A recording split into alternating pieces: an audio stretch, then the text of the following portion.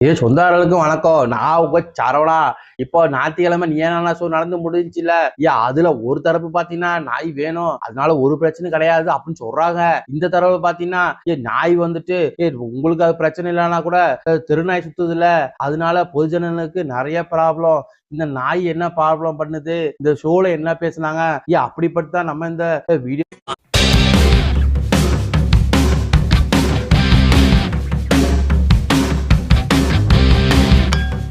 அந்த நீயா நானா சோழ பாத்தீங்கன்னா அந்த பலவா கோப்பி அண்ணாச்சிக்கிறாருல, அவர் என்ன பண்ணிக்கிறாருன்னா நாயை வந்துட்டு வளர்க்கறது தப்பு இல்ல அப்படின்னு சொல்லி அப்படிதான் கூப்பிட்டுருக்காக போலுது. அண்ணாச்சி அப்பயே சொல்லிட்டாரா, வேற மாதிரி கண்டென்ட் இருந்தா நான் வரல. இல்ல சார், நீங்க வாங்க, வந்துட்டு நீங்க நாய் வளர்க்குறீங்க, நான் நாயோட ஒரு லவ்வரு அந்த மாதிரி சொல்லிட்டு போங்கன்னு சொல்லி அப்படிதான் கூப்பிட்டாகலாம். அதுக்கப்புறம் அண்ணாச்சியை கூப்பிட்டு இந்த மாதிரி திட்டி விட்டாங்க போலுது. அதனால அன்னைக்கு அண்ணாச்சி என்ன பண்ணாருன்னா, இந்த இன்ஸ்டாகிராம் இருக்குல்ல, அங்க போயிட்டு மன்னிச்சுக்கோங்க, என்ன இப்படிதான் கூப்பிட்டாங்க, என்ன பேசவே உள்ள அவங்க அப்படின்னு சொல்லிட்டாங்க.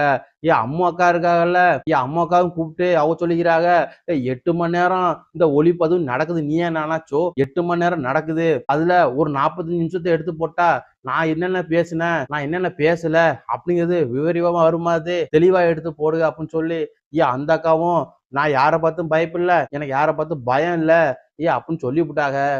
சுப்ரீம் கோர்ட் வந்துட்டு இது தடை பண்ணணும், இந்த நாயை வந்துட்டு எண்ணிக்கை குறைக்கணும்னு சொல்லி ஆர்டர் கொடுத்ததுக்கு அப்புறம் என்ன பண்றாங்க, இந்த நம்ம பக்கத்துல இருந்து இந்த நாய் தடுப்பு சட்டம் இருக்குல்ல, அங்கேருந்து நாயை வந்து புடிச்சிட்டு போலான்னு வரும்போது ஜனங்க வந்துட்டு விட மாட்டாங்க. ஏன்னா அது பாதுகாக்குது, அது ஒரு வாயிலா ஜீவனு, அதையா பிடிக்கிறிய அப்படின்னு சொல்லி அவங்கள திருப்பி அமுச்சு விட்டுறாங்க. ஏதாவது ஒரு இடத்துல இந்த பிரச்சனை நடக்கதான் செய்யுது. நாய் வந்துட்டு அவங்க புடிச்சு கொண்டு போய் ஊசி போட்டு கொண்டு போட்டு போயிடுறாங்க. 10 நாய் தூக்கிட்டு போறாங்கன்னா 2-3 நாய் தான் கொண்டாந்து விடுறாங்க. அப்படி இல்லைன்னா அந்த நாயை கொண்டு போய் வேற யாரை விட்டுறான்னு சொல்லி சனங்க சொல்றீங்க. இந்த மருந்து இருக்குல்ல, இந்த ரபிஸ் நோய் சொல்றாங்க, ரபிஸ் நோயா, அந்த மருந்து வருது பாத்தீங்களா, இது அதிகமா வர்றது அமெரிக்கா, ஜெர்மனி, பிரான்ஸ், இந்த 3 நாடுல இருந்து தான் மருந்து அதிகமா சப்ளை பண்றாங்க இந்தியாவுக்கு. ஆக இந்தியாவில மட்டும் பாத்தீங்கன்னா ஒரு இந்த பாரத் பயோடெக் அப்படிங்கிற ஒரு நிறுவனம் அந்த கொரோனாவுக்கு இந்த தடுப்பூசி மாதிரி கண்டுபிடிச்சாங்கல்ல, அந்த கம்பெனிக்காரன் தான் நம்ம இந்தியாவுக்கு அந்த நாடுல இருந்து வாங்குறது போக மீதி அதிகமா அந்த அந்த கம்பெனி நிறுவனம் தான் நம்மளுக்கு மருந்து கொடுக்குது.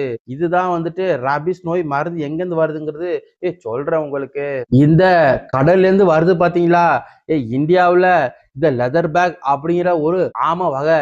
இந்த ஆமை என்ன பண்ணுதுன்னா, பொதுவா ஆமைய கடல்ல இருந்து நம்ம நிலப்பரப்புக்கு வந்து முட்டை விட்டு போயிடும். அந்த மாதிரி இந்த லெதர் பேக் ஆமை கடல்ல கரை இருக்குல்ல, அங்க வந்து முட்டை போட்டு போகும்போது இந்த நாயானது என்ன பண்ணுதுன்னா, அந்த முட்டையை நோண்டி தின்னுட்டு அந்த இனத்தை கொஞ்சம் கொஞ்சமா அழிஞ்சிட்டு வருது. ஆலிவ் ரெட்ஸ்லி தமிழ்நாட்டுல அந்த ஒரு ஆமை வகை இருக்குது.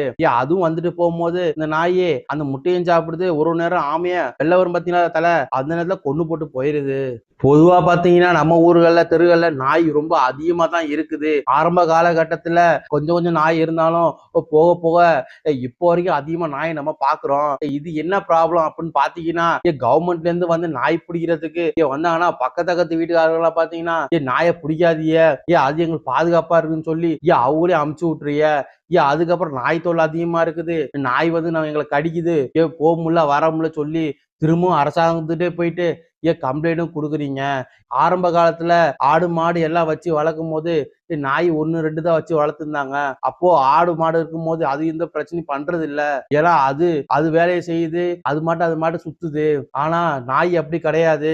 ஒரு நாய் வந்துட்டு ஒரு மனுஷனை பார்த்துச்சுன்னா பாத்தீங்கன்னா வச்சுங்களேன், அந்த நாய் அவனை பாலை ஆட்டிக்கிட்டே பக்கத்துல வரதா செய்யும். அப்ப நம்ம பிச்சு கட்டி ஏதாவது வாங்கி போட்டுறோம். ஆனா அப்படி கிடையாது. ஆடு மாடு 4 மாடு இருந்தாலும் ரோடு ஓரமா தான் உட்காந்துட்டு இருக்கோம். அப்படியே போனாலும் மனுஷனை பாதிப்பு பண்றது ரொம்ப குறைவுதான். ஆனா நாய் அப்படி இல்ல.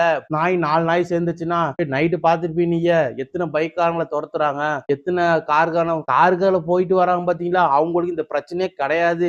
ஏன்னா அந்த ஏரியால பணக்கார இருக்கிற ஏரியால பாத்தீங்கன்னா காரை விட்டு இறங்குவாங்க, வீட்டுக்கு போவாங்க, திருப்பி வீட்டுல இருந்து வந்து கார்ல ஏறி போவாங்க. இதனால அவங்களுக்கு நாய் மேல அக்கறை தான் ஜாஸ்தி வரும். ஏன்னா நைட்டு அவங்க 2 பாக்கெட் பிஸ்கெட்டை போட்டுட்டு அவங்க மாட்டு ஏறி போயிடுவாங்க வண்டியில. அவங்களுக்கு இந்த பிரச்சனை என்ன நடக்குன்னு தெரிய மாட்டேங்குது. சாதாரணமா நம்மள மாதிரி நடுத்தர மக்கள் தான் பைக்ல போகும்போது வரும்போதும் இதை பார்த்துட்டு கீழே விழுந்து அடிபட்டுரும். என்ன காரணம் பாத்தீங்கன்னா, நாய் வந்துட்டு நம்மள துரத்துன்னு சொல்லிட்டு ஒரு ஸ்பீடு போகும்ல, அப்போ இந்த தெரு முனையிலயோ இல்ல டக்குன்னு குழந்தைங்க ஏதாவது வந்துருச்சுன்னா அதுல இடிச்சு 2 பேர்ல யாருக்கு ஒரு ஆள் பாதிப்பு அதிகமாயிருது. ஸ்கூலுக்கு போறீங்க பாத்தீங்களா பசங்களாம், சின்ன பசங்களா பள்ளியோடத்துக்கு போகும்போது அங்க பாத்தீங்கன்னா நாய் துரத்தி வந்து கடிச்சு புடுது. இதனால 1,25,000 மேல இந்த வருஷம் ரெக்கார்டு தமிழ்நாட்டுல 1,25,000 மேல நாய்க்கடி கேஸ் இருந்திருக்குது. அதுல 19 பேரு ரேபிஸ் நோய் வந்து பாதிக்கப்பட்டிருக்காங்க. உலக நாடுகள்ல பாத்தீங்கன்னா 3 லட்சத்துக்கு மேல நாய்க்கடி வழக்கு பதிவாயிருக்குது. இதுல ரேபிஸ் மட்டுமே 1,50,000 மேல இருக்கும்னு சொல்றாங்க.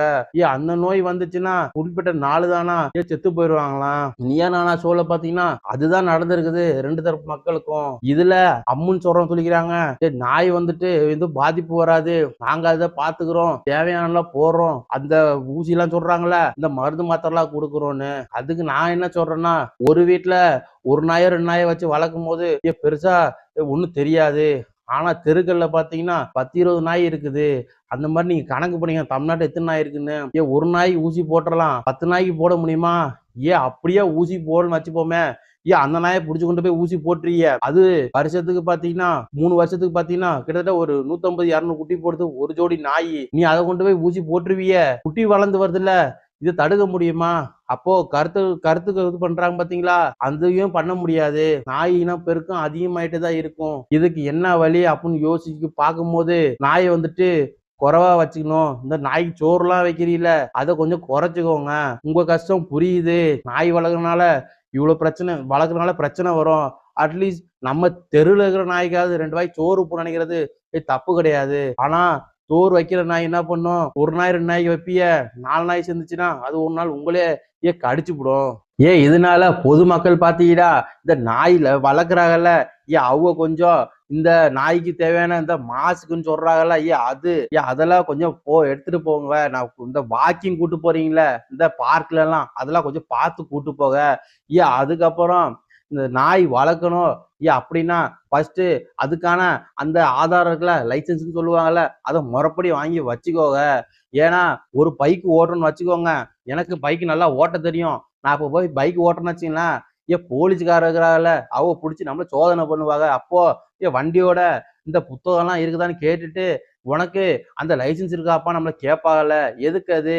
நம்ம வந்துட்டு லைசன்ஸ் இருந்தாதான் இவன் வண்டி ஓட்டுறதுக்கான உரிமம் பெற்றிருக்கான் அப்படிங்கிறது, அதுதான் அதோட ஆதாரு. அதே மாதிரிதான் ஒரு நாய் வளர்க்கணும் நீங்க ஆசைப்பட்டீங்கன்னா முதல்ல பதிவு பண்ணுங்க. ஏன்னா அந்த நீயா நானா சொன்னாங்க, நான் வந்துட்டு ஒரு வருஷத்துக்கு முன்னாடியே பதிவு பண்ண, இப்ப வரைக்கும் வரலன்னு. ஆனா நான் என்ன சொல்றேன்னா, பைக் வாங்கும் போது ஃபர்ஸ்ட் லைசன்ஸ் வாங்குறோம்ல, அதே மாதிரி ஒரு நாயை வாங்கி வளர்க்கும் போது முதல்ல லைசன்ஸ் வாங்குங்க. அது 1 வருஷமோ 2 வருஷமோ வந்ததுக்கு அப்புறம், அந்த உரிமம் வந்ததுக்கு அப்புறம் நீங்க நாயை வாங்கி வளக. குறிப்பா பாத்தீங்கன்னா இந்த பள்ளியோடத்து பசங்களையும் அந்த இந்த நாய் வந்துட்டு கடிக்குது. அதுக்கப்புறம் நம்ம கூட பிறந்தவங்க சின்ன சின்ன பசங்களா இருக்குல்ல, அவங்க நிறமாசமா கற்பனையாகிறாங்கள, அந்த தாய்மார்களையும் இப்போ நான் வந்துட்டு நாய் என்னை தூக்கி வருதுன்னா ஓடி போயிருவேன். அவங்களால ஓட முடியுமா? ஒரு அம்மா புடவை கட்டிட்டு வருது, அந்த அம்மாவை வந்துட்டு நாய் எவ்வளவு தூரம் தான் ஓட முடியும்? கீழே விழுந்துராதா? மாட்டுத்திறனாளி இருக்கிறாங்கல்ல, அவங்களால ஓட முடியுமா? அதனால நாய் வந்துட்டு இந்த மாதிரி பிரச்சனையை வந்துட்டு நம்ம ஊர்ல இப்ப அதிகமாகிட்டே வருது. உங்களிடம் இருந்து விடைபெறுவது உங்கள் சரவணா.